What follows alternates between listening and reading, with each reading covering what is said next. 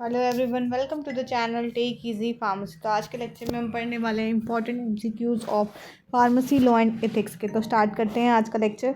सो first MCQ है, the pharmacy act was passed in which year. जो pharmacy act है वो कौन से ईयर में पास किया गया था? ए 1935, बी 1940, सी 1948 या फिर D 1954। So right answer is 1948। अब क्या ये it was enacted to regulate the profession of pharmacy in India. इसको क्यों बनाया गया था? इसको बनाया गया था फार्मेसी प्रोफेशन को रेगुलेट करने के लिए इंडिया में। ठीक है। नेक्स्ट एमसीक्यू है, which body is constituted under the pharmacy act 1948 to regulate pharmacy education in India. अब क्या इनमें से कौन सी बॉडी बनाई गई थी फार्मेसी एक्ट के अंदर जो कि रेगुलेट करती फार्मेसी एजुकेशन को इंडिया के अंदर? सो ए है CDSCO। इनकी फुल फॉर्म्स भी आ जाती है। इसकी फुल फॉर्म है central drug standard control organisation. फिर है PCI pharmacy council of India. फिर है IPC Indian pharmacopoeia. NPPA। Answer है PCI। PCI क्या करती है? सेट करती है स्टैंडर्ड फॉर फार्मेसी एजुकेशन और अप्रूव करती है कॉलेजेस को और रेगुलेट करती है उनके सिलेबस और करिकुलम को। ठीक है। नेक्स्ट है, the headquarter of PCI is located in. अब जो हमारा हेड क्वार्टर है PCI का वो कहाँ पे है? A Mumbai, B new Delhi, C Kolkata या फिर D Bengaluru. So right answer is option number B, new Delhi. ठीक है। नेक्स्ट MCQ है, who is the chairman of pharmacy council of India by default. इनमें से फार्मेसी काउंसिल का चेयरमैन कौन होता है by default? A minister of health, B president of India, C director general of health science या फिर D elected member of PCI। Right answer is C, director general of health services, DGHS। ठीक है। अब क्या as per the act जो DGHS क्या होता है? एक एन एक्स ऑफिशियो मेंबर होता है एंड चेयरमैन। ठीक है। नेक्स्ट है, मिनिमम क्वालिफिकेशन क्या होनी चाहिए? क्या minimum qualification for registration as a pharmacist under pharmacy act 1948। Pharmacy act 1948 के अंदर मिनिमम क्वालिफिकेशन क्या होना चाहिए किसी भी रजिस्टर्ड फार्मासिस्ट के लिए? सो ऑप्शन है A MBBS, B BSc chemistry, C diploma in pharmacy या फिर D BSc nursing. So right answer option number C, diploma in pharmacy. Next है, offences under pharmacy act mainly relate to. अगर फार्मेसी act के अंदर कोई भी ऑफेंस आएगी तो मेनली कौन सी हो सकती है? इन डेफिनेशन हमें चूज करना है। So A illegal sale of narcotics, B false claims of being a registered pharmacist, C manufacturing spurious drug या फिर D selling expired medicine. So right answer option number B, false claim of being registered pharmacist. ठीक है। Next है, pharmacy practice regulation were introduce in. जो pharmacy practice regulation है वो कौन सी year में इंट्रोड्यूस कराया गया था? ए 2008, बी 2010, सी 2015 या फिर D 2020। So right answer is option number C, 2015।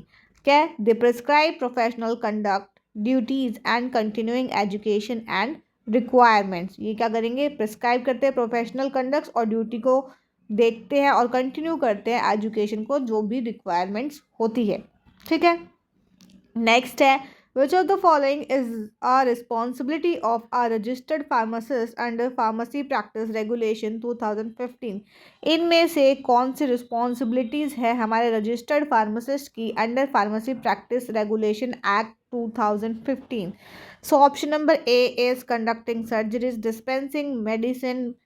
dispensing prescription medicine with counseling, writing prescription या फिर D manufacturing formulation independently. So right answer is option number B, dispensing prescription medicine with counselling.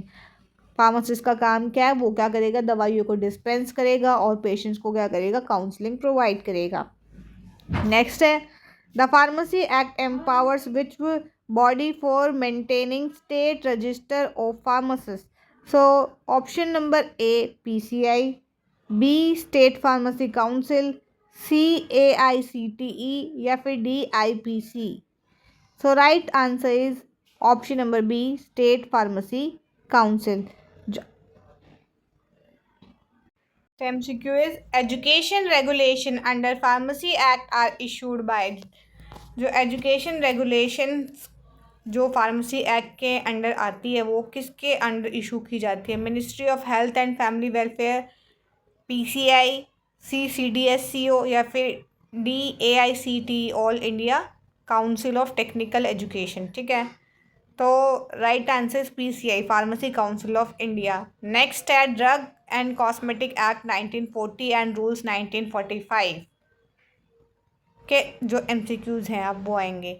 So MCQ है drug and cosmetic act was enacted इन, जो drug and cosmetic act है वो कब आया था, 1935 में, 1940 में, 1950 में या फिर 1965 में। सो राइट आंसर इज 1940, ठीक है। अब क्या rules under drug and cosmetic act were framed. अब तो पहले तो था क्वेश्चन कि ड्रग एंड कॉस्मेटिक एक्ट आया कब था, फिर उसके रूल्स कब आए, 1945 में, 1950 में, 1962 में या फिर 1970 में। सो राइट आंसर 1945 में, ठीक है। नेक्स्ट है which of the following is not legal schedule under drug and cosmetic rules. इनमें से कौन सा ऐसा शेड्यूल है जो कि लीगल शेड्यूल नहीं है ड्रग एंड कॉस्मेटिक रूल्स में, ठीक है।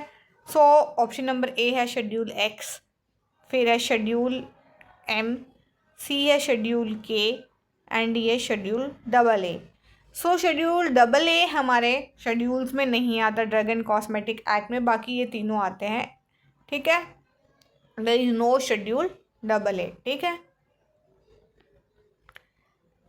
Which schedule deals with good manufacturing practice GMP। इनमें से कौन सा ऐसा शेड्यूल है जो कि गुड मैन्युफैक्चरिंग प्रैक्टिस से डील करता है।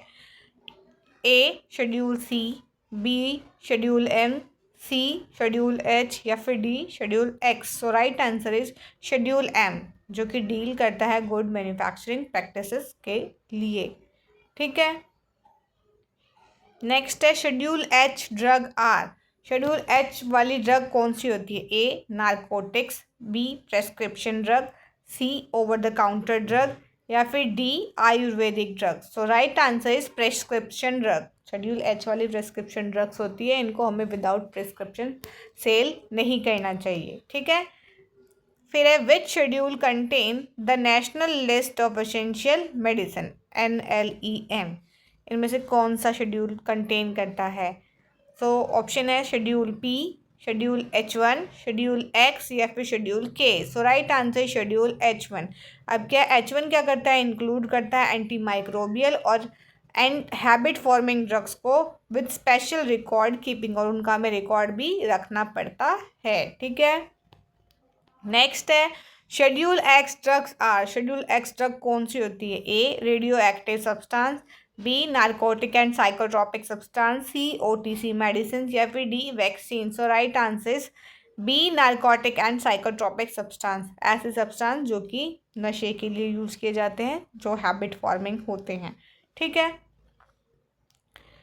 नेक्स्ट MCQ है import of drug in India is regulated under. जो इम्पोर्ट होती है ड्रग्स की वो किस, इनमें से कौन सा ऐसा एक्ट है जिसके अंदर रेगुलेट किया जाता है। A pharmacy act 1948, B poison act 1919, C drug and cosmetic act 1940 या फिर D NDPS act 1985। So right answer is drug and cosmetic act 1940 के अंडर इम्पोर्ट ऑफ ड्रग देखा जाता है, ठीक है। नेक्स्ट है which authority grant licence for import of drug in India. अब क्या है, इनमें से कौन सी ऐसी अथॉरिटी है जो कि लाइसेंस देती है इंपोर्ट ऑफ ड्रग के लिए इंडिया में। सो ऑप्शन है A PCI, B state licensing authority या फिर सी DCGI या फिर D NPPA national pricing authority, ठीक है। So right answer is DCGI drug controller general of India. Next MCQ है who is responsible for drug analysis under drug and cosmetic act. इनमें से कौन रिस्पॉन्सिबल होता है ड्रग एनालिसिस के लिए ड्रग एंड कॉस्मेटिक एक्ट के under. A pharmacist, B government analysis, C PCI या फिर D NPPA। So right answer option number B government analysis, ठीक है। नेक्स्ट है which of the following is prohibited from manufacture and sale in India. इनमें से कौन सी ऐसी drugs है जो कि एक तो इंडिया के अंदर पहले तो बैन है, प्रोहिबिटेड है, और दूसरा उसका मैन्युफैक्चर करना और सेल करना भी दोनों ही बंद है, ठीक है। So A misbranded drug, B spurious drug, C adulterated drug, या फिर D all of the above. So answer is D all of the above. ये सारी ही टाइप की ड्रग्स इंडिया में बैन है, मैन्युफैक्चर करना सेल करना दोनों ही बैन है। ठीक है। नेक्स्ट है central drug laboratory is situated at. जो भी सेंट्रल ड्रग लेबोरेटरी है वो कहाँ पे सिचुएटेड है? ए हैदराबाद में, बी गाजियाबाद में, सी कोलकाता में, या फिर डी मुंबई में। So right answer is C Kolkata. ठीक है। नेक्स्ट है the drug technical advisory board DTAB function under. जो हमारी ड्रग टेक्निकल एडवाइजरी बोर्ड है वो किसके अंडर काम करती है? A pharmacy act, B drug and cosmetic act, C NDPS act, या फिर D poison act. So right answer is B drug and cosmetic act. Next है loan licence is granted when. जो हमारा लोन लाइसेंस होता है वो कब दिया जाता है? A manufacturer has own facilities. जब मैन्युफैक्चरर के पास खुद की फैसिलिटीज़ होती है। बी मैन्युफैक्चर इज होलसेल, अगर मैन्युफैक्चर होलसेलर है। C pharmacist want to dispense, अगर फार्मासिस्ट को दवाइयों को डिस्पेंस करना है। या फिर D retailer applies for drug sale, अगर रिटेलर ने अप्लाई किया है कि वो ड्रग बेचना चाहता है। So right answer is A manufacture has own facility. जब मैन्युफैक्चर के पास खुद की फैसिलिटीज़ होती है और वो यूज़ करता है another firm facility under licence, और वो यूज़ करेगा किसी की फर्म की फैसिलिटी अंडर लाइसेंस। ठीक है। नेक्स्ट है a restricted licence for sale of drug is issued to. एक जो रेस्ट्रिक्टेड लाइसेंस होता है सेल ऑफ ड्रग के लिए वो किसको इशू किया जाता है?